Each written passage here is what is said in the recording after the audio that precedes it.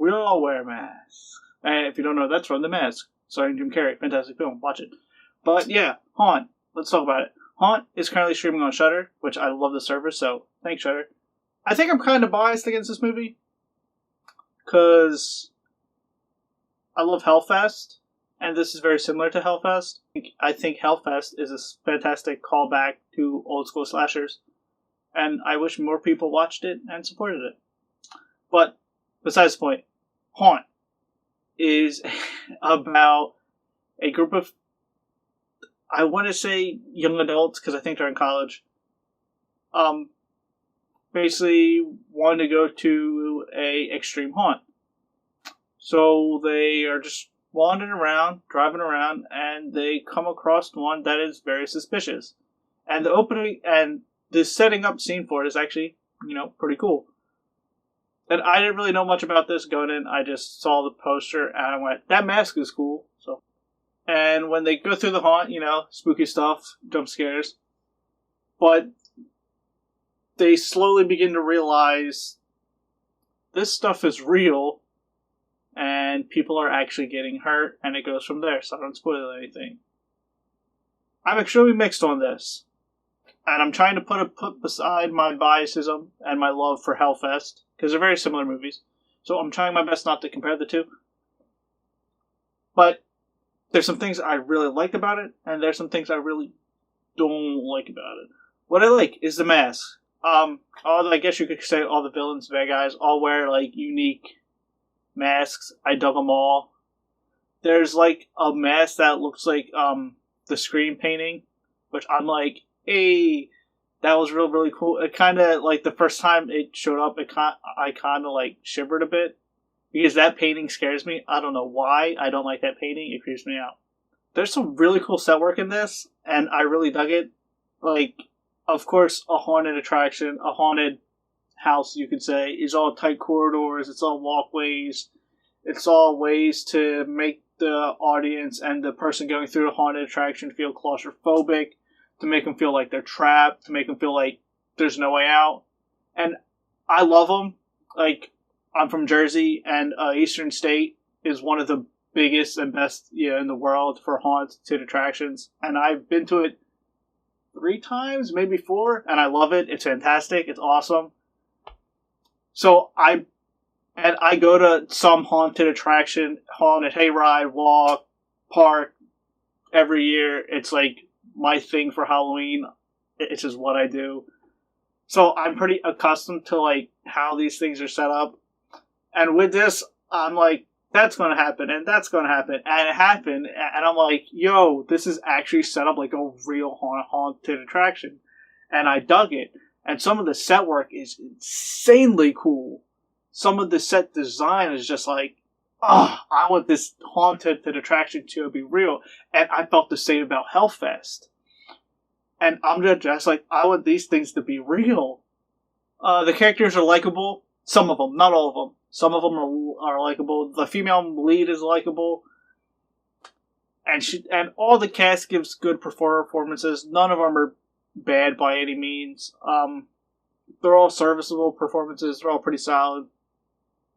The visuals are great. I like the way it's shot. It's very tight and claustrophobic. There isn't a lot of outside shots outside of the opening, really. And it makes the film feel very condensed and very tight. And I know that sounds weird, but it's just how I describe it.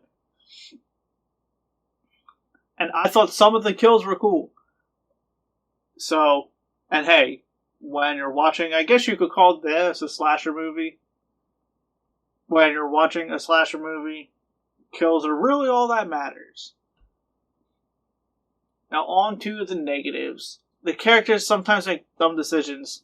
For example, there's a scene where to get to the next area, the 3 friends have to crawl through a ventilation shaft almost. So all 3 are crawling, and they get through, and then later on in the film, they realize that it's real, and they actually get help from a worker there. and the worker is like, okay, this shouldn't be happening. You guys need to go back. So they start to head back to the same shaft that the three people just crawled through, all at the same time.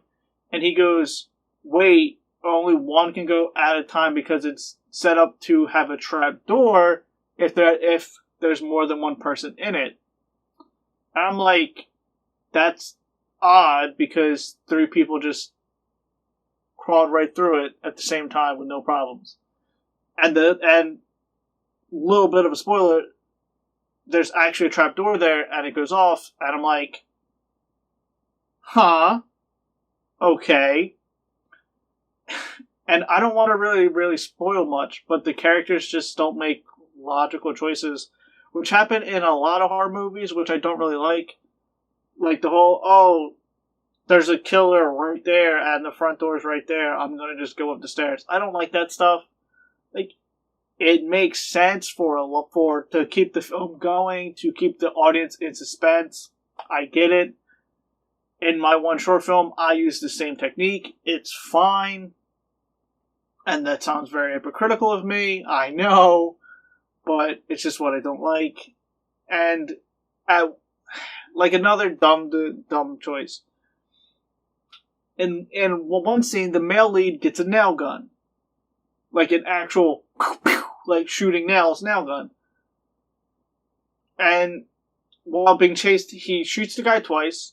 Bang bang, it hits him in the arm.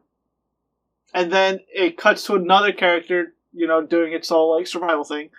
And then it cuts back to him, and he doesn't have a nail gun. And I'm like, nail guns can, 1, kill someone. 2, range defense, you kind of want that. And 3, even if it has no nails, those things are heavy. If you ever held a nail gun, those things pack some weight.